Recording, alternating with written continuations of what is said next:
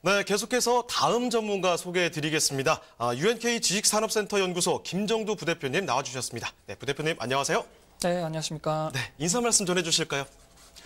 네, 안녕하세요. 여러분들이 부동산 투자하시면서 가장 어려워하시는 게 바로 세법인데요.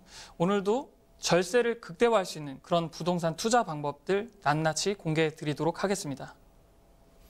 네, 최근 부동산 시장에서 증여가 굉장히 좀 늘고 있죠. 작년 부동산 시장에서는 이 증여 건수가 역대 최대치를 기록을 했습니다. 자, 오늘 그래서 부대표님께서 이 증여세 감면에 대해서 특히나 이 증여세 또 과세 특례가 적용되는 지식산업센터에 대해서 설명을 해주신다고 합니다. 자, 그럼 부대표님 강의 좀 전해주실까요? 네, 오늘도 좀 이해하기 쉽게 설명을 드리겠는데요.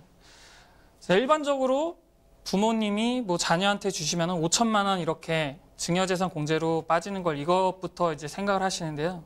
지금부터 말씀드릴 내용은 부자들의 절세 비법이라고 말씀드리는 그 증여세 과세 특례에 대해서 말씀드리도록 하겠습니다. 자, 이 제목 보이시죠? 증여세를 한 푼도 안 내고 5억을 현금을 얘기하는 건데요. 현금 5억을 증여하는 방법, 이거에 대해서 말씀드리도록 하겠습니다. 자, 원칙, 제가 아까 말씀드렸죠? 5천만 원을 공제하고 나면은 4억 5천에서 이따 말씀드린 한계세율 20%를 적용받으면 약 8천만 원 정도를 이렇게 증여세로 내게 되는데요. 제가 좀 전에 말씀드린 대로 5억에 대해서 증여세를 내지 않으려면 바로 이렇게 증여재산 공제로 5억이 빠지면 과세표준이 0이 되기 때문에 증여세가 나오지 않게 되겠죠. 자, 그러면 일단 증여세를 얼마나 내는지 우리 한번 봐보실까요? 자, 과세표준이 이렇게 1억, 5억, 10억, 30억을 기준으로요. 자, 이렇게 10, 20, 30, 40, 50%가 이렇게 한계세율이 적용되고요. 그리고 계산 방법을 간단하게 말씀드리면요. 아이고, 이쪽이네요. 자, 이렇게 과세표준에서요. 세율을 곱하시고 그리고 누진 공제를 이렇게 차감하시면요. 바로 그 산식에 넣게 되면 이렇게 증여세 산출세액이 나오게 되는데요. 제가 조금 전에 말씀드린 그 증여세 과세 특례는요. 최대 50억까지도 적용이 가능한데요. 30억인데 그 창업으로 인해서 고용 인원이 10명 이상이다. 그러면은 이렇게 50억까지 혜택이 적용되게 되는데요. 자, 우리가 이 증여세 그 감면 특례를 적용받기 전에는요. 부모님이 자녀분에게 5천만 원을 주신다면 이렇게 5천만 원이 빠져서 50억을 주신다면 5천만 원이 빠져서 약 49억 5천만 원이 과세표준으로 잡히고요.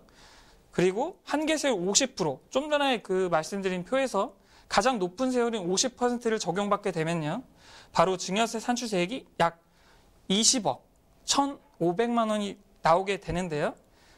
자, 이렇게 증여세 특례를 적용하게 되면요. 제가 좀 전에도 말씀드렸다시피 5억 원이 공제가 되고요. 그리고 이 특례를 적용받는 10% 세율. 이렇게 금액이 높아질수록 세율을 높게 적용받는 것이 아니라요. 이렇게 단일 세율 10%로 적용받아서요. 50억에서 5억을 차감한 뒤에 10%를 곱하게 되면 증여세 산출세액이 약 4억 5천만 원 정도가 이렇게 나오게 됩니다. 그러니까 약 15억 이상 정도 차이가 나게 되는 거죠.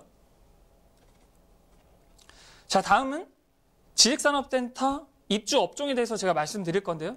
아니, 갑자기 증여세 얘기를 하다가 이걸 왜 뜬금없이 얘기하나 이렇게 싶으신 분들이 있을 텐데요. 그 다음을 또 말씀드리면 아마 충분히 이해가 되실 겁니다. 자, 일단 지식산업센터 입주 가능 업종을 한번 보시면요. 자, 연구개발업이나 건축기술, 엔지니어링 관련 기술 서비스업, 광고업이나 영상 제작, 그런 것들이 이렇게 해당이 되는데요. 온라인 정보 제공업이나 소프트웨어 개발 공급업, 이런 것들도 있겠죠. 자, 제가 이 얘기를 과연 왜 했을지 다음 한번 보시면서, 자, 계속 이렇게 증여세 특례에 대해서 제가 말씀드리는데요. 정확하게 말씀드리면 이건 창업 자금에 대한 증여세 과세 특례입니다. 이렇게 부모님이 자녀분에게 창업을 하게 해서 증여를 하게 한다면은 제가 아까 말씀드렸다시피 5억에서 최대 50억까지도 그런 혜택들을 볼 수 있는데요.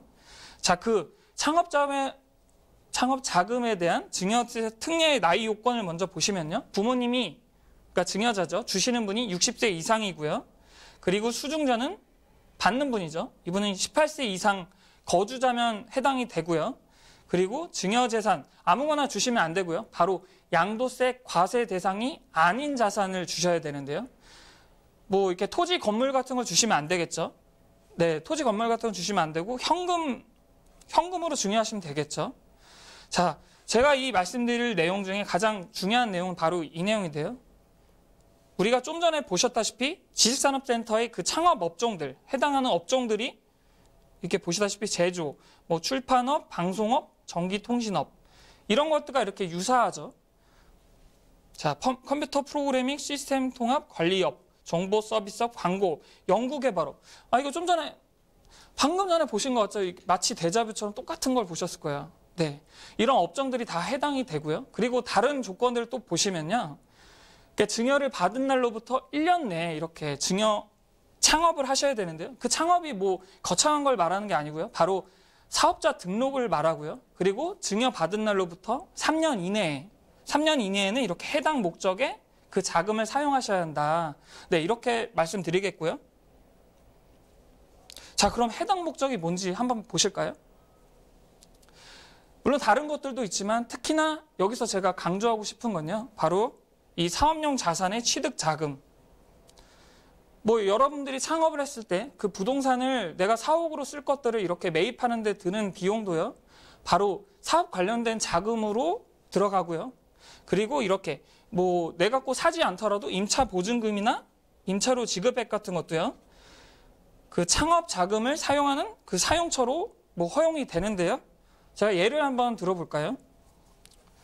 자, 타인이 신축 중인 사업 관련 건축물이 있어요. 그리고 토지를 또 매입할 수 있어요. 뭐 예를 들어 주유소를 하기 위해서 뭐 이렇게 건축 중인 건물과 토지가 있다. 그러면 이렇게 그런 것들을 양수해서 그대로 사업을 영위하게 되면 뭐 해당이 되고요. 그리고 제가 말씀드리고 싶은 건 뭐 부동산뿐만이 아니고 사실은 사업 관련해서 뭐 이렇게 살 수 있는 그런 차들, 업무용 차량들 또한 이런 사용처에 포함이 된다. 이렇게 말씀드리고 싶고요. 그리고 우리가 창업 자금에 대한 뭐 이렇게 증여세 과세 특례뿐만이 아니고요. 이 창업 자금에 대해서는 중소기업진흥공단에서도 이렇게 굉장히 지원을 많이 해주고 있는데요. 바로 2.3%의 이렇게 저리로 최대 시설 자금이라고 하죠. 좀 전에 얘기했던 부동산 매입 자금 같은 것들도요. 최대 45억까지 지원이 가능하고요. 그리고 서울시에서도 약 8억 원 정도까지도 지원이 가능하다. 그래서 내가 임대료를 굳이 강남 같은 데서 뭐 비싸게 주고 이렇게 들어갈 바에는요. 차라리 이런 것들, 이렇게 낮은 금리를 이용해서요. 이자 비용을 임대료보다 많이 저렴하게 내면서도 내가 안정적으로 사업을 영위할 수 있는 그런 사옥으로 매입할 수 있다. 이렇게 보시면 되겠습니다. 자, 그러면은 제가 이제 지식산업센터와 이 증여세 과세 특례를 한번 적용해 볼까요? 자, 5억 원을 만약에 증여 받으셨어요. 부모님한테. 그러면 증여세가 하나도 내지 않죠. 한 푼도 내지 않고요. 약 그 20%의 자금을 가지고 80%는 대출받아서요. 25억짜리 사옥으로 내가 매입 가능하다. 그리고 좀 이거는 뭐 극단적인 예지만요. 50억, 최대 뭐 50억까지도 그 10%, 5억을 공제하고 10% 세율을 적용받기 때문에요. 가장 증여세를 절세할 수 있는 금액이 가장 커지죠. 그 증여세를 절세해서요. 약 현금 50억을 받고 증여세를 약 4억 5천 정도만 낸 다음에 내가 중소기업공단이나 서울시에서 이렇게 자금을 융통해서요. 약 90억까지도 최대 뭐 100억 정도도 되겠죠. 그런 사옥도 매입 가능하다. 이렇게 정리해 보도록 하겠습니다.